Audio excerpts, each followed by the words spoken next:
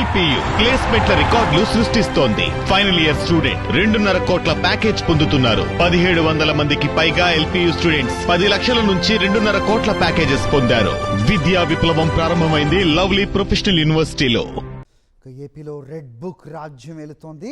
పొదిలి జగన్ పర్యటనలో అధికార party mark స్పష్టంగా కనిపించింది.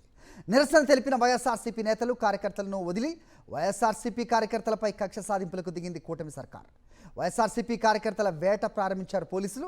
గొడవలకు కారణమయ్యారంటూ ఇప్పటివరకు 15 మందిని వైఎస్ఆర్సీపీ కార్యకర్తలను అదుపులోకి తీసుకున్నారు. వైఎస్ఆర్సీపీ కార్యకర్తలపై 307 సెక్షన్ కింద కేసు పెట్టే యోచనలో పోలీసులు ఉన్నట్టుగా సమాచారం.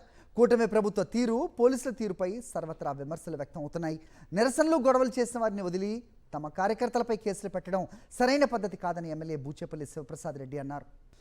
ఏపీలో రెడ్ బుక్ రాజ్యం ఏలుతోంది. పొదిలి జగన్ పర్యటనలో అధికార పార్టీ మార్క్ స్పష్టంగా కనిపించింది.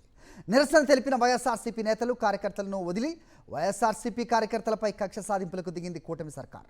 వైఎస్ఆర్సీపీ కార్యకర్తల వేట ప్రారంభించారు పోలీసులు. గొడవలకు కారణమయ్యారంటూ ఇప్పటివరకు 15 మందిని వైఎస్ఆర్సీపీ కార్యకర్తలను అదుపులోకి తీసుకున్నారు. వైఎస్ఆర్సీపీ కార్యకర్తలపై 307 సెక్షన్ కింద కేసు పెట్టే యోచనలో పోలీసులు ఉన్నట్టుగా సమాచారం.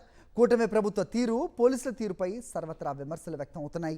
నిరసనలు గొడవలు చేసిన వారిని వదిలి తమ కార్యకర్తలపై కేసులు పెట్టడం సరైన పద్ధతి కాదని ఎమ్మెల్యే బూచేపల్లి శివప్రసాద్ రెడ్డి అన్నారు.